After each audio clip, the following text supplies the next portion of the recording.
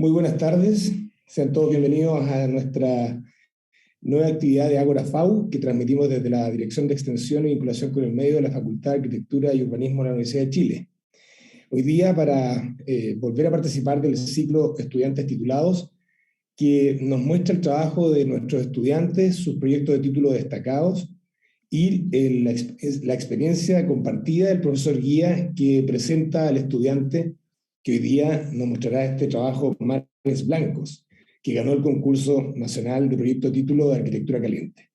El profesor guía de este trabajo fue el profesor de la Facultad Tomás Villalón, que es arquitecto de nuestra facultad y que guía este proyecto que será explorado, interpelado y conocido más allá de la premiación para quedar en los registros de este ciclo como una página y un video que puede ser después visto por los estudiantes presencialmente ahora y asincrónicamente después desde nuestra página web. En nombre del decano Manuel Amaya les damos la bienvenida a quienes han asistido. Agradecemos al profesor guía y al estudiante que será presentado por él la iniciativa y energía de poder compartir este trabajo que sin duda nos permite conocer este esfuerzo final, ¿cierto?, de nuestros estudiantes, que además logra reconocimientos nacionales e internacionales importantes, lo cual nos llena de orgullo y de ganas de conocer este tipo de trabajo. Así que muchas gracias por su asistencia, por su iniciativa, y los dejo para que puedan continuar con la presentación. Muchas gracias y buenas tardes. Muchas gracias, Alberto, por la presentación. Bueno, hoy día tengo el privilegio de presentar a Ignacio Segura. Ignacio, él obviamente es arquitecto de la Universidad de Chile, también es el reciente ganador de la medalla Jaime Vendersky, que entrega a la universidad, a la Facultad de Arquitectura, al arquitecto que ha tenido el mejor desempeño en taller durante toda su carrera universitaria. Y eso justamente da pie, o describe, si quisiera decirlo con mayor precisión, ¿no es cierto?, el estupendo profesional que tenemos hoy presentando su proyecto de título. Ignacio se desempeñó durante todo el desarrollo del proyecto de título con una total autonomía, sorprendente, la verdad. A mi juicio, con un tema muy propio, muy personal, que venía explorado a partir de su seminario, una investigación que antecedía el desarrollo del proyecto, que justamente estudiaba los sistemas constructivos en sal, en el mundo como estado del arte, si se quiere, y también obviamente en ciertas regiones de nuestro norte. Y tomando esas directrices, Ignacio zarpa a un territorio que, si bien él tenía claro cuál iba a ser su temática, era bastante desconocido en su dimensión proyectual. Y eso, creo yo, lo llenó de enormes desafíos, cargó, creo yo, el proyecto de título de muchas cosas interesantes, bonitas y desafiantes. Pero creo que Ignacio siempre tuvo muy claro que lo que él tenía entre manos era la descripción de un sistema constructivo, de un mecanismo para poder edificar ocupando un material distinto que tenía muy pocos antecedentes, y que obviamente desde esa incertidumbre que iba a producir el material iba a aparecer un proyecto casi de manera espontánea, y eso yo creo que ocurrió. Todo este análisis que hizo Ignacio de investigación del material fue fotografiado, fue registrado en video, fue compilado haciendo uso de un material gráfico realmente excepcional, diría yo, porque justamente la pandemia nos obligó a tomar esas distancias, pero también a ser creativos en razón de cómo tener que representar esos descubrimientos y esas aproximaciones al proyecto. Ignacio en ese caso fue creando su propia gráfica, su propia manera de registrar. Como pueden ir viendo después, cuando lo presente Ignacio, el proyecto va pasando de etapas, en la medida que se va acercando a ciertas certezas materiales, de resistencias, de tamaño, y eso le permitió ir zarpando de un problema a otro, hasta ya derechamente definir que este va a ser un sistema, un híbrido entre un sistema textil, un sistema de cristalización, un sistema de una arquitectura relativamente frágil, pero a su vez relativamente comprometida con el material y con el lugar.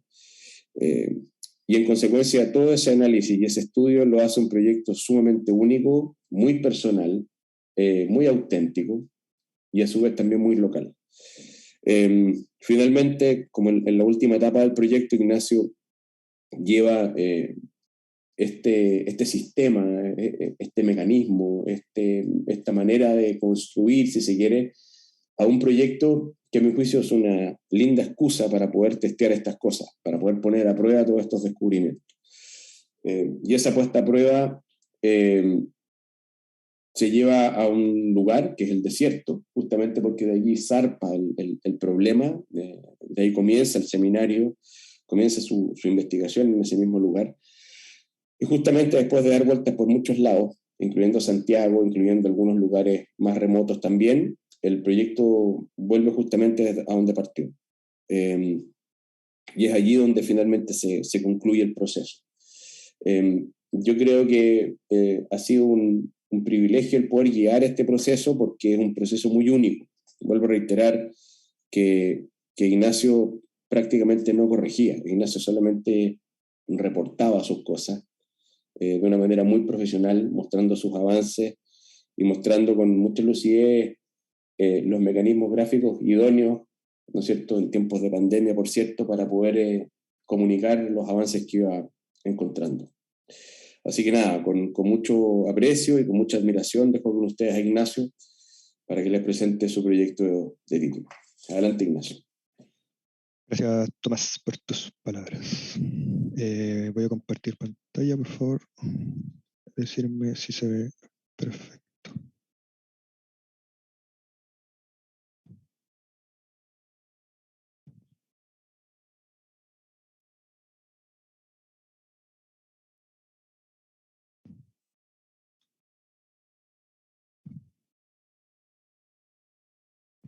Ya. Se ve bien, ¿cierto? Lo que están viendo. Se ve bien, Ignacio, adelante. Ya. El proyecto se tituló, como ya lo nombraron en un principio, Mares Blancos, atributo y puesta en valor de la cristalización de sal sobre material textil. La verdad, el interés surge en el año 2018, cuando visité la comunidad de Colchani en Bolivia. En ese año fui por temas turísticos más que nada, pero aprecié cómo los habitantes construían con el material que disponían en la zona. La localidad boliviana, en este caso, construía sus construcciones más remotas, por así decirlo, en un contexto extremo, con el material que le entregaba el salar de Uyuni, que es considerado el salar más grande del planeta. Debido a esto y a este como descubrimiento surge mi interés por investigarlo en mi seminario de investigación, valga la redundancia. Me interné en el altiplano sudamericano, en el altiplano boliviano y en el altiplano chileno en busca de construcciones en sal. Levanté información técnica de distintas construcciones, por ejemplo, refugios, hoteles que se encuentran en el lado boliviano, mobiliario, encontré cúpulas, pilares, hasta estuco de revestimiento en sal. Pero hubo un estado en particular que llamó más mi atención, y en donde no era, este estado de la sal no era el detonante de la arquitectura, en todas las técnicas que estudié. Este estado es la cristalización en sal. Partiendo por los estudios y exploración material, sino que realicé un test Carazas, que se aplica al adobe, lo apliqué para buscar los estados que puede controlar la sal. El test Carazas lo realicé con sal de Atacama y sal de Uyuni. Las dos sal, siendo que son salares, no son particularmente iguales en verdad, por distintos componentes. La sal pudo lograr el estado seco, el estado húmedo, el viscoso y el líquido, pero hubo un estado en particular que no lo logra contemplar la sal, se salta al estado plástico. Y aquí la cristalización surge en el salto del estado líquido a un estado sólido, por medio de la evaporación de la molécula, así decirlo, de la molécula de agua que contiene la disolución. El estado líquido, como todos conocen la sal, es la salmuera, que es un agua saturada en sal. Por ejemplo, las imágenes que muestro acá, tenemos mi apisonamiento para generar tescarazas, una sal en estado sólido, que se le llama lita, una sal en estado viscoso y una sal cristalizada, que fueron pruebas que realicé en mi seminario. En este video muestro cómo ocurre el fenómeno de la cristalización.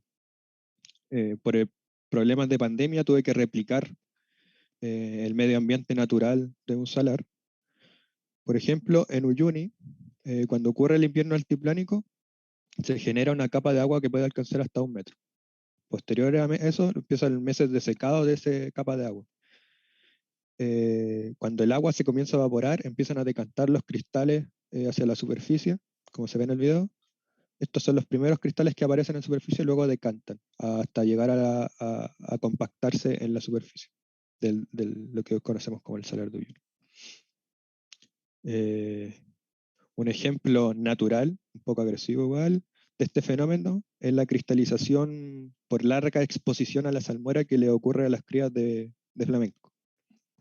Las extremidades de algunas crías de flamenco son cristalizadas por la sal, mostrando lo agresivo que es el fenómeno de cristalizador, apropiándose de sus extremidades, y ocurre que muchos flamencos no sobreviven por este fenómeno.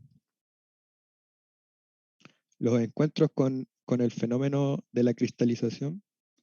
Fui a terreno al Salar de Uyuni en época de invierno altiplánico, donde entendí el proceso de cristalización de este estado, donde pude tomar muestras, ver tiempo de cristalización y ver condiciones climáticas óptimas para que ocurra el fenómeno en un contexto propio. El segundo encuentro, que fue el más cercano, fue en los refugios de sal de la mina Victoria, en plena cordillera de sal en San Pedro de Atacama. Los mineros, que estas construcciones son de inicio del siglo XX, los mineros de ahí construían sus refugios temporales para producir sal para vender. Sus refugios eran hechos con bloques canteados de una montaña de sal. Chile tiene la suerte de tener la única cordillera de sal en Sudamérica, aparte de Colombia. Entonces los tipos allá tomaban los bloques, lo apilaban unos con el otro. Posterior a eso esperaban la lluvia. Cuando ocurría la lluvia, el muro se compactaba y luego ellos techaban.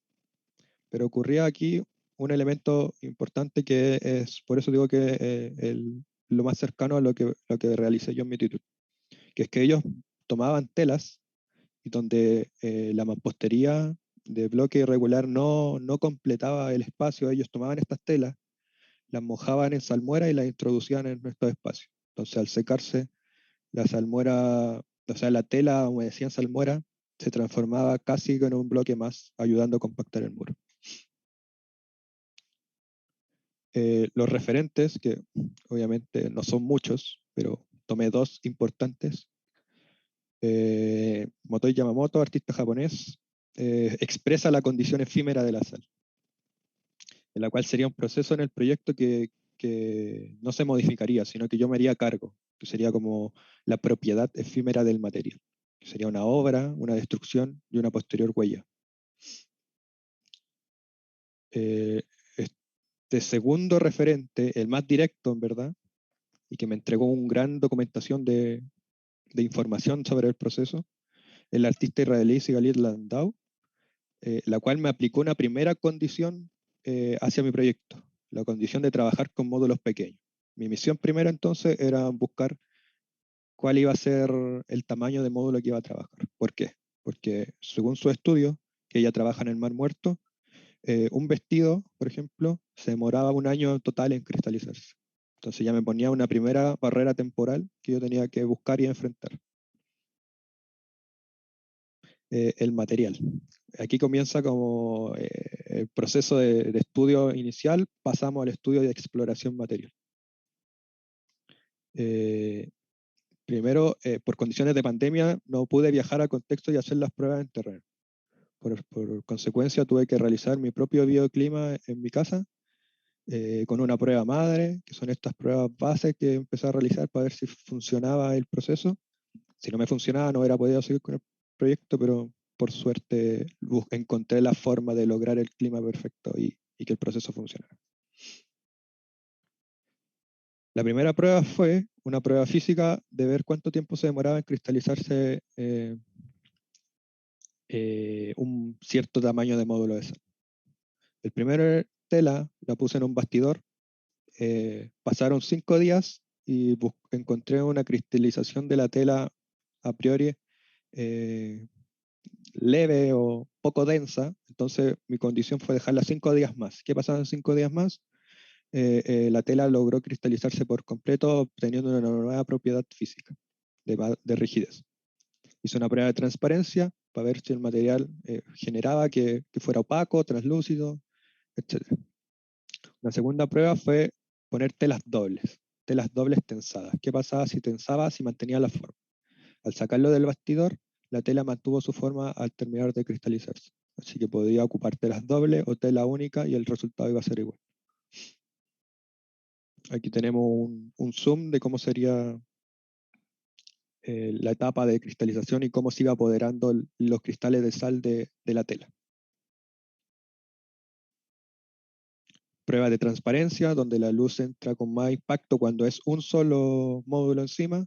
Cuando son 2 módulos, la luz ya se empieza a poner menos fuerte. Entonces, lo que me entrega esta información es que puedo empezar a superponer módulos si quiero lograr diferentes capas o intensidades de luz.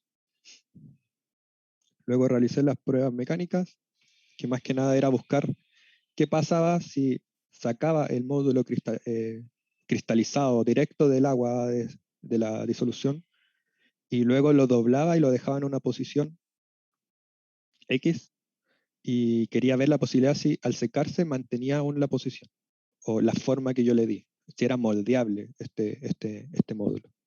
El resultado fue que era moldeable, realicé pruebas con tela sintética y realicé pruebas con tela natural. Los dos resultados fueron iguales. Entonces, el módulo puede ser utilizado en estado húmedo, posicionarlo en una cierta forma, y luego al secarse va a mantener la forma que uno quiere darle en sí. Luego, el proceso para elegir el tamaño del módulo que iba a trabajar, me puse como tiempo 10 días. Si el módulo sobrepasaba los 10 días, no me servía. Por ende, hice pruebas con módulos de 5x5, 10x10 y 20x20.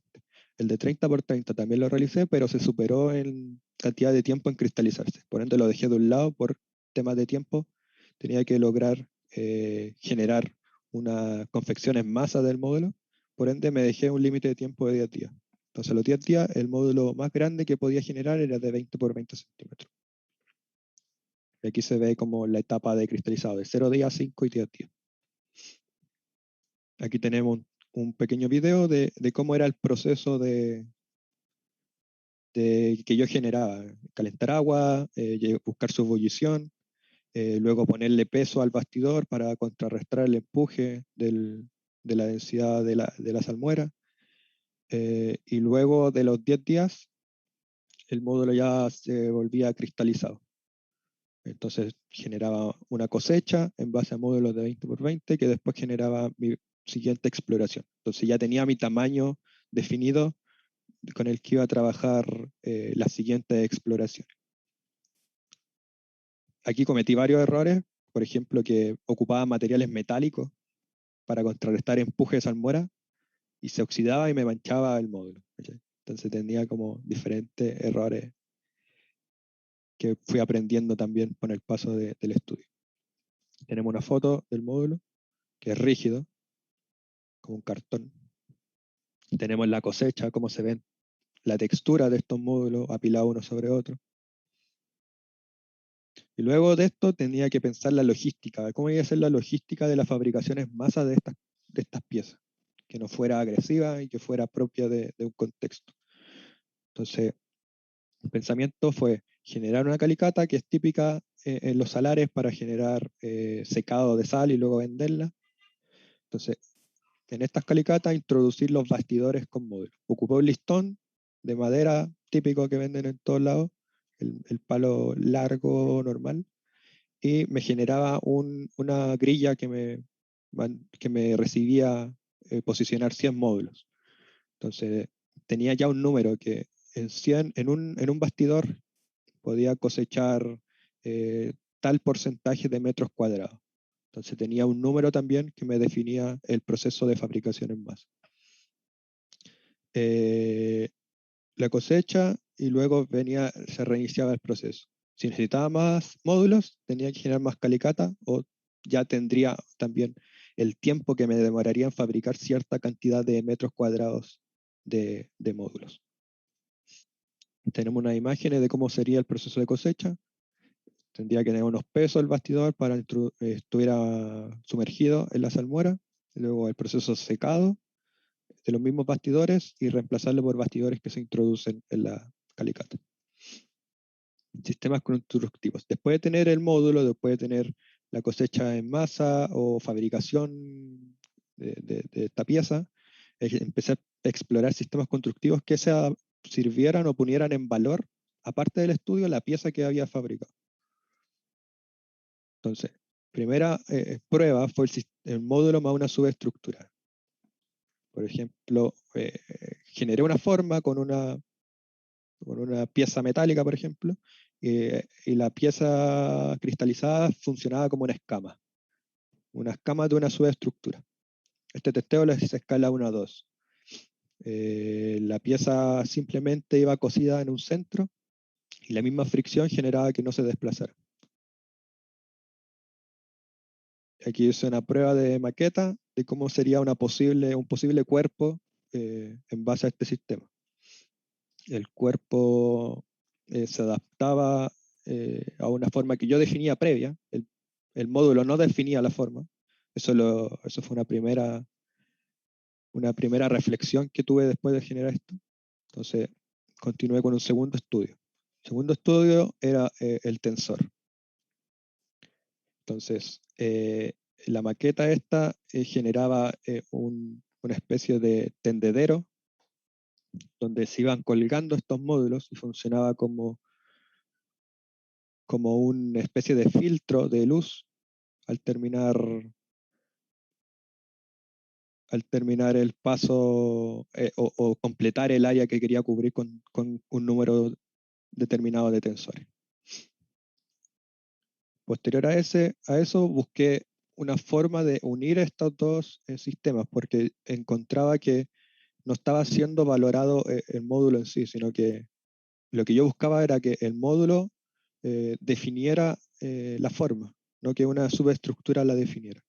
Entonces lo que surgió fue generar un sistema de objetillo entre los módulos, un tejido entre sí. Entonces generaba un gran paño, un gran manto, una alfombra de sal, por ejemplo, tejida completamente con módulos pequeños. Entonces tenía 6 tipologías de módulos de 20 por 20 con un gran número de objetillos. Entonces cada tipo de rectángulo de sal iba para cierta posición dentro de la alfombra. Entonces aquí tenemos unas pruebas que hice para ver cómo se deformaba al caer, para ver cómo se tensaba, si necesitaba un objetillo más, un objetillo menos. Todas estas pruebas me determinaron la cantidad de objetillos que necesitaba. Y posterior surge el proyecto que siento que más valoraba el manto, el módulo, que era generar un manto. Al generar el manto, el cuerpo, la forma se determinaba más por la cantidad de metros cuadrados que yo generara y cómo lo levantara. Luego viene la etapa de proyecto. Al tener estos 3 sistemas constructivos, todo el estudio, paso al proyecto. ¿Con qué iba a trabajar en mi proyecto? Con el sistema constructivo que había definido como el que yo más valoraba al módulo, que sería el manto.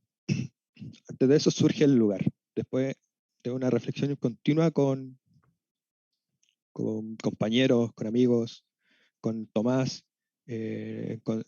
Viajamos por muchos lados para posicionar este bicho o lo que sea que generara este manto.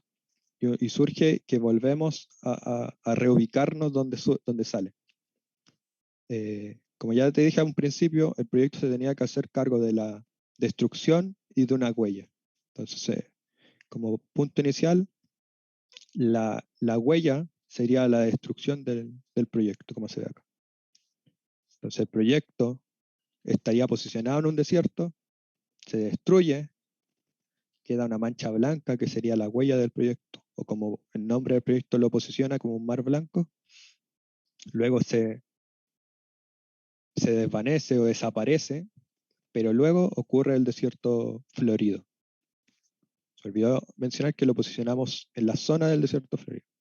¿Por qué? Porque el proyecto, al destruirse y ocurrir el desierto florido, me hago cargo del impacto ambiental que genera la destrucción del proyecto. El proyecto genera una pseudo muerte en el área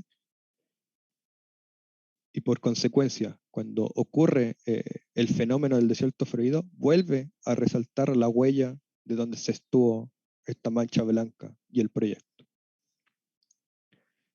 También busqué una forma que el programa para el proyecto no iba a ser el motor de la forma. Entonces definí definí en verdad cómo iba a modificarse la forma del cuerpo del bicho. Por ende, las primeras reglas que puse que el proyecto se tenía que adaptar a ciertas situaciones geográficas. Las situaciones que definí fueron una situación de llano, una situación de una depresión, una meseta y una pendiente. Entonces, el proyecto o las reglas que generara de proyecto posterior se tenían que adaptar a esta situación. Si se adaptaba a estas situaciones, el proyecto estaba controlado y yo me sentía que lo podía controlar y no se me escapaba como la forma. Por eso generé dos sistemas constructivos. Un sistema constructivo en base a unas reglas. Este sistema era levantar el proyecto desde su interior.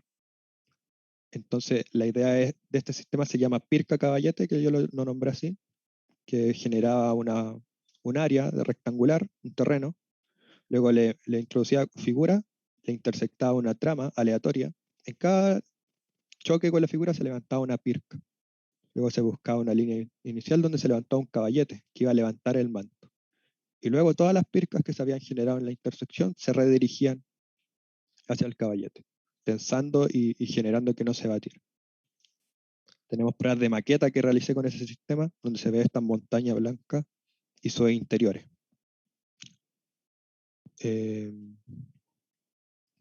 Tenemos una fotografía render también de cómo sería el proceso de destrucción.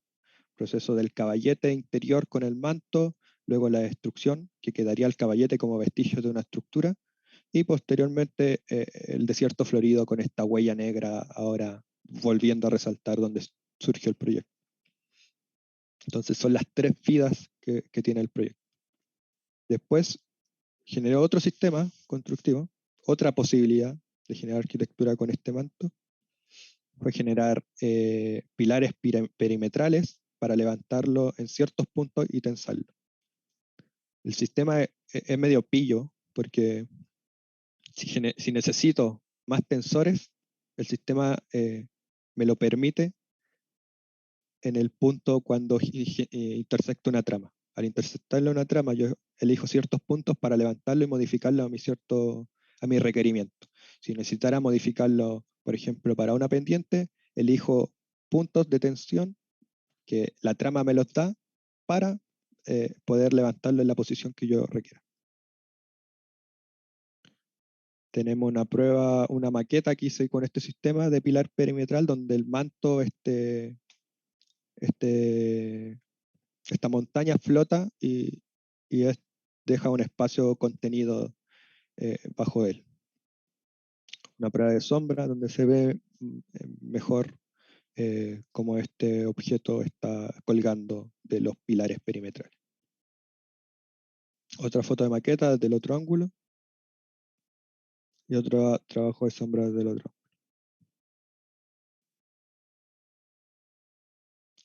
Tenemos una colección de pruebas de muchas maquetas que hice, viendo luces, viendo pendientes que podría generar cuando este manto se deforma, etc.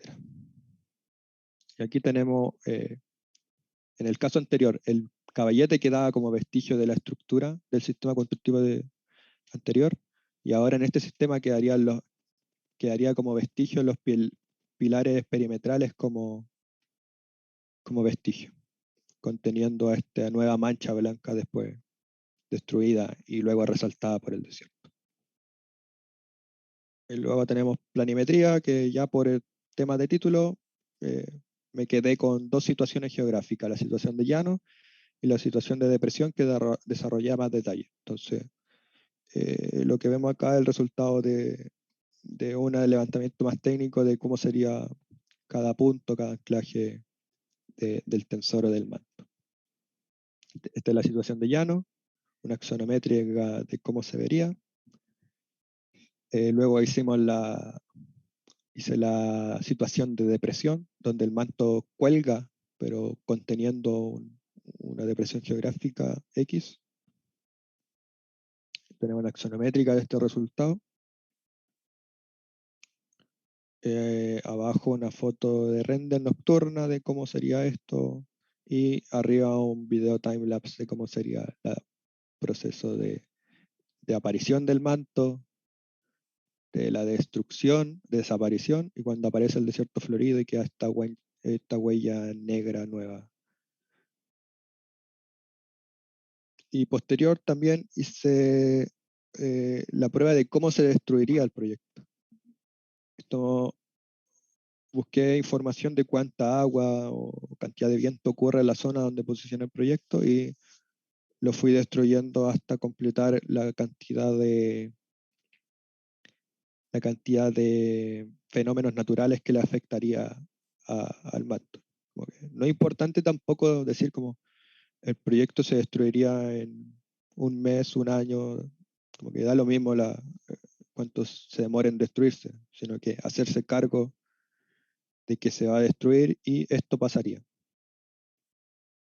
Entonces el proyecto empieza a destruirse, luego retiro lo que queda, las piezas de textiles se pueden volver a reutilizar porque no les pasa nada después de estar expuesta a la sal, ya que la sal se empieza a caer, y queda esta huella blanca en el suelo de sal desmoronada o destruida. Como final tenemos todo un proceso más o menos lineal de cómo fue el proyecto, desde una prueba madre en mi casa para ver si funcionaba o no mi investigación, hasta pasar por todo el proceso de buscar un tamaño específico, de buscar si funcionaba tracción, de buscar si funcionaba en estado seco o en estado húmedo, de buscar la logística de la cosecha, cómo iba a ser la cosecha de estas piezas, luego llevar esas piezas a un proyecto de arquitectura. Eso.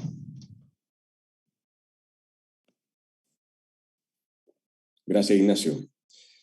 Si quiere, ahora ponemos las cámaras para poder conversar, hacerte unas preguntas. Eso, muchas gracias.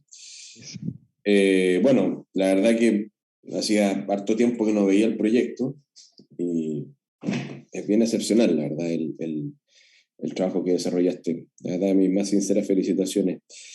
Porque justamente lo que decía al comienzo, cuando hablaba como de una cierta autonomía, es porque efectivamente es un proceso muy personal, ¿no? Es muy tuyo, muy empírico, muy de ensayo y error, muy de testeo, de darse cuenta de cosas, de aciertos y desaciertos, y eso finalmente en un proyecto de título es relativamente difícil porque aventurarse en territorios desconocidos obviamente complica estos procesos, les imprime cierta aquí en verdad histeria. fui totalmente ciega. Sí, pues, exactamente. Si fallaba, Mira, fallaba. mi primera pregunta tiene que ver con eso al final. ¿Cómo tú incorporaste en este proceso el error, porque yo creo que los compañeros que vienen ahora titulándose, y que están en una generación más abajo que la tuya, muchos de ellos justamente tienen cierto pánico, es una cuestión como cultural también, académica y cultural, de que nos han inculcado que el error es algo negativo. Yo creo que en tu proyecto el error justamente fue el agente que permitió ir despejando dudas. Tomar decisiones. ¿No es cierto? ¿Cómo entra el error en el proyecto? ¿Cómo entra el error en el proceso y en el tiempo durante todo ese año que duró el trabajo? La verdad, el error era como... Lo primero que hacía cuando hacía cada prueba era hacerlo mal, porque sabía que un proceso bien, o sea, yo sabía en mi mente cómo hacer el proceso para que funcionara, pero lo que no hacía era eso. ¿Por qué? Porque sabía que iba a quedar el resultado bien. Por ejemplo, cristalizar una tela, yo sabía que iba a funcionar. ¿Por qué? Porque lo había visto en el artista. Lo que yo buscaba era encontrar en el error algo que me sirviera. Por ejemplo, cuando tensé la tela después de cristalizarla. Ese fue un error para mí porque se me desmoronó. Y ahí entendí como ese desmoronamiento me iba a servir para ayudar en la huella. O cuando la ensucié. Cuando ensucié con metal, este artefacto blanco lo ensucié, dije, no puedo ponerle peso metálico. ¿Cachai? Pero una persona podría decir, quiero poner ese error en evidencia que ocupé un material ajeno a mi proceso explorativo. Entonces, ¿Cómo entra en ese escenario la luz, Ignacio? Porque la luz es como un supuesto, uno da por entendido que este elemento va a generar una cierta translucidez, qué sé yo, pero creo que uno de los grandes hallazgos, a mi juicio, fue justamente cómo esta pieza filtraba la luz y cómo también cuando a partir de ese mismo descubrimiento, el manto que propones es un manto que toca los bordes y por lo tanto atrapa una cierta penumbra. No es una suerte como de pieza extendida, ¿no? Para que simplemente se filtren los rayos del sol y arrojen una sombra en el suelo. El manto toca el suelo, ¿no? Arma una suerte como de contorno entre tierra y manto. es bajito, sí. Hay una penumbra atrapada ahí, que me parece estratégica. Y es muy sugerente porque creo que en algún momento lo conversamos a partir del pabellón de Ichigami, en la Serpentine Gallery. Sí, Justamente un manto de piedra, pero que era extraño, que ocupando un material tan hermoso, ¿no?, como la piedra, no ocupara la penumbra de la piedra. Esta cosa quedaba como levantada del suelo y la luz no hacía nada finalmente al pasar por la piedra. Sí, El proyecto tuyo toca el borde y atrapa esa penumbra. Y en consecuencia la translucidez es evidente, es un acto arquitectónico declarado. Sí. Cuéntame un poco de esa reflexión, que a mi juicio fue un descubrimiento también, porque yo al menos nunca lo tuve entre manos. Sí, más que nada la decisión de atrapar fue simplemente el principio de eso fue que me estaba emplazando en un desierto. Desierto, luz intensa, amarilla. Hice pruebas también de estas maquetas abiertas completamente, el manto entrándole luz por todos lados, pero no valorizaba, no le ponía valor al resultado. Atrapar la luz era una condición propia del material, creo yo.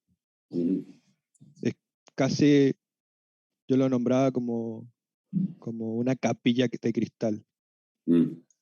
Porque la luz en el desierto sobre todo es intensa, es igual en grande área, y apareciera este elemento conteniendo una luz filtrada.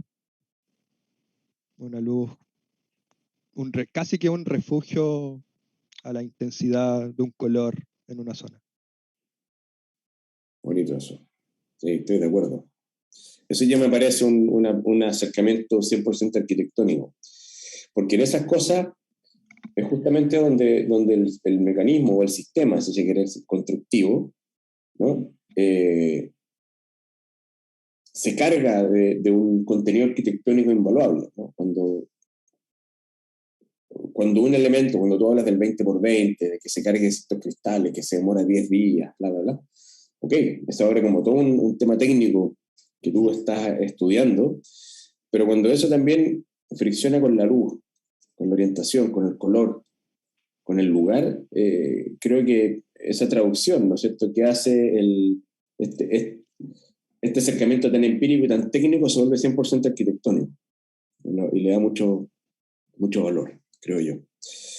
Te quiero hacer otra pregunta, Ignacio, y que tiene que ver con una cuestión que también a mí me pareció destacadísima en tu proyecto, y que lo pude ver durante todo un año al final, que fue la elaboración del material gráfico o el mecanismo que tú ocupaste para registrar el proyecto.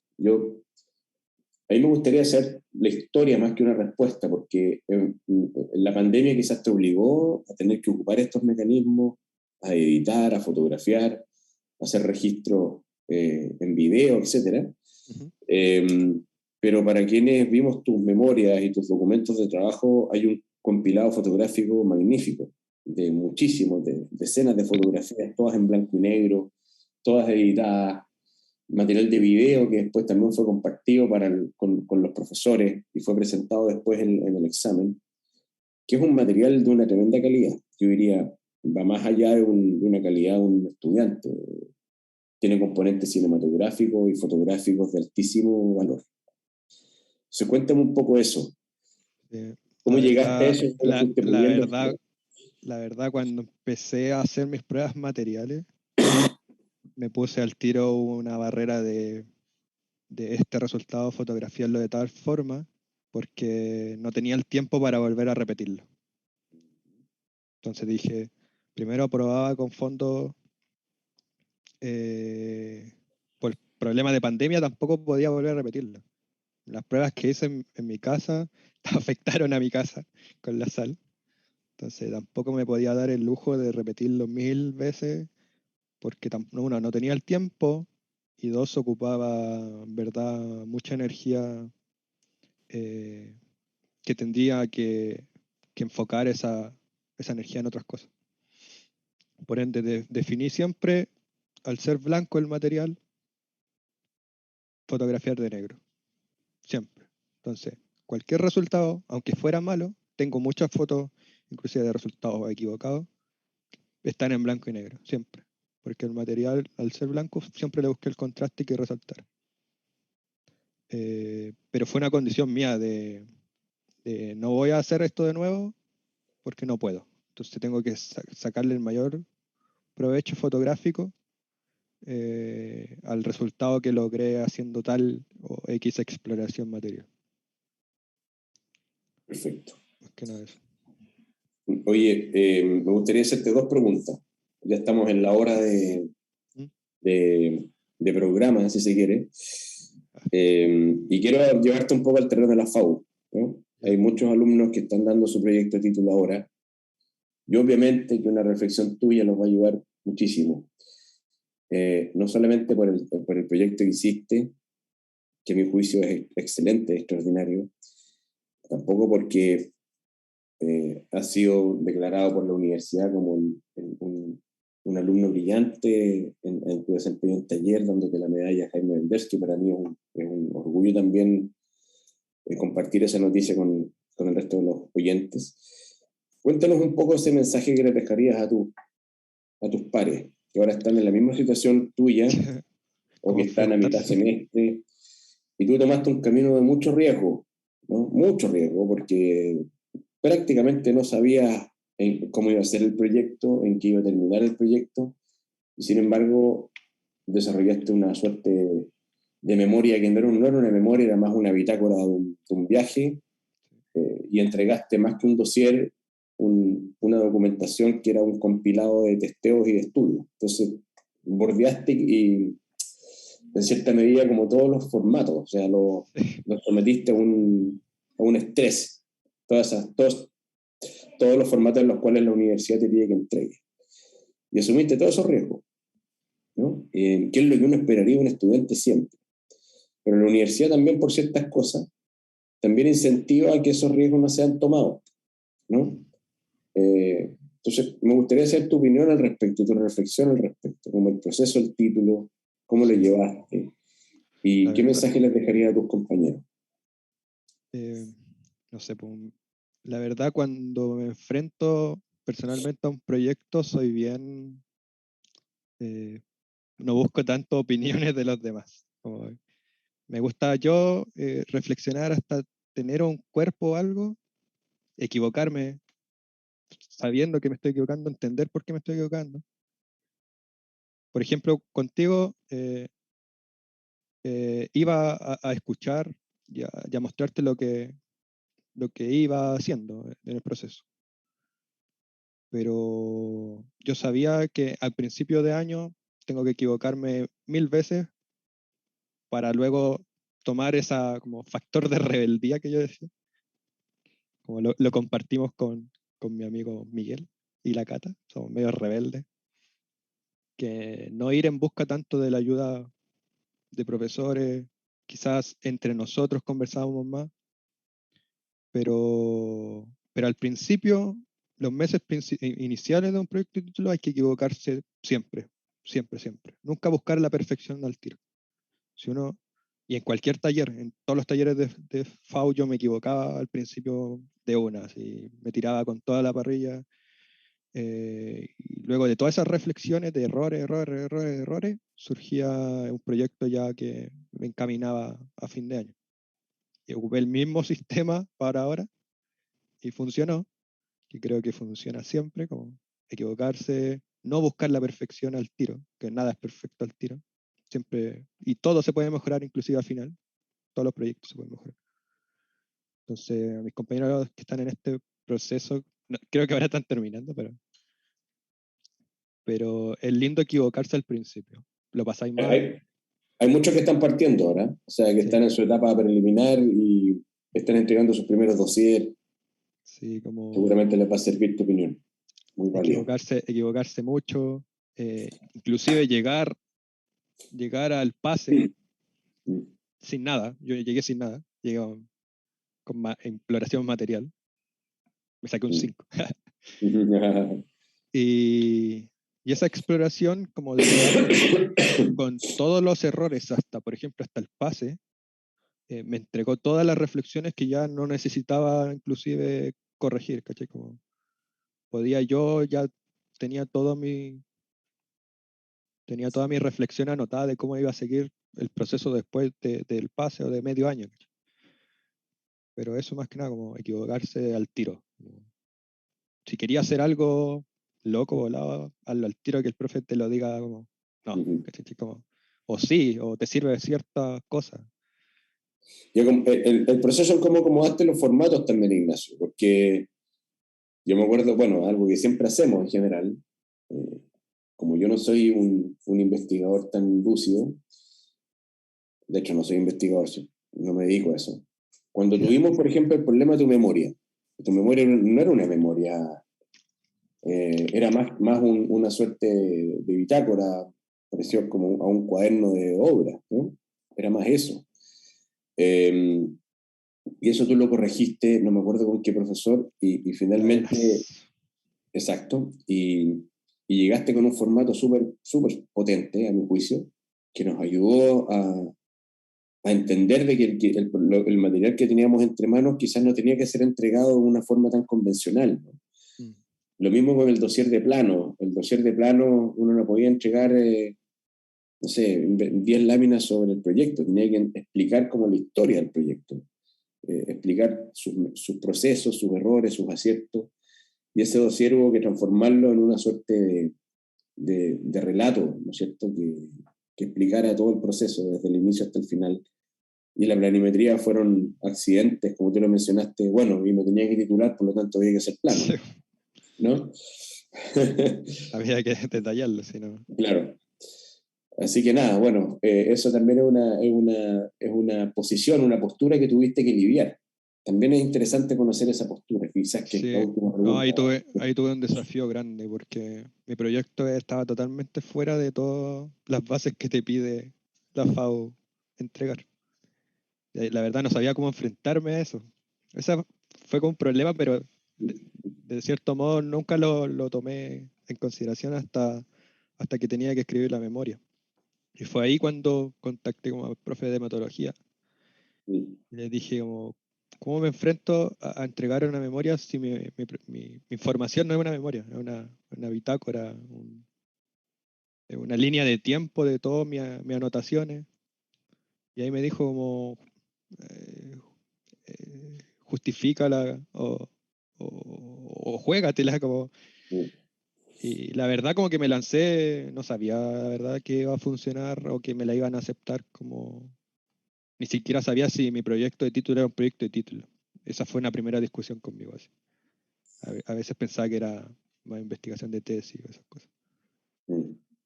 Porque estoy en el límite, estoy en el límite entre un proyecto y título, entre una tesis. Jugué siempre como en ese límite y la verdad era arriesgado. Yo creo que Pero estoy de acuerdo con eso. Y creo que, bueno, fue material en la comisión también, donde tuvimos una conversación que finalmente cerró la nota 7, obviamente, después de una discusión en torno justamente a esto, como que no está en discusión la calidad del proyecto, la calidad tuya como arquitecto, sino que está en discusión si era pertinente este tipo de proyectos para titularse, ¿no? Cosa que imagino no está en discusión su pertinencia, sino que había, claro, nos topamos con algunas posturas más tradicionales o conservadoras que todavía están en la escuela. Eh, y que, bueno, hay que ir cambiando a poco, eso es un camino largo, y tu proyecto ayuda a destrabar justamente esas cosas. Y por eso también tienen el enorme valor de no solamente ser buenos proyectos en sí mismos, sino que contribuyen a generar estos debates que son académicos entre los pares, entre los profesores, entre los evaluadores, entre la pertinencia de un proyecto de título, eh, la pertinencia como el material del proyecto de título, etc. Usted, ponte tú que, a mi juicio, los proyectos que hizo Domingo Arancibia, eh, todos eran proyectos de excepción y debieron haber sido reconocidos como tales. Y lamentablemente no fue así. Algunos de ellos sí y otros no. Y creo que esa visión debería cambiar. sí. Creo que tu proyecto ayuda justamente a eso, ¿no? Así que nos deja una linda discusión para futuro. Sí. Bueno, Ignacio, 1:10 y no nos hemos dado ni cuenta, la verdad. Ha sido súper bonito haber conversado contigo porque este formato de pandemia no nos permitió hacerlo.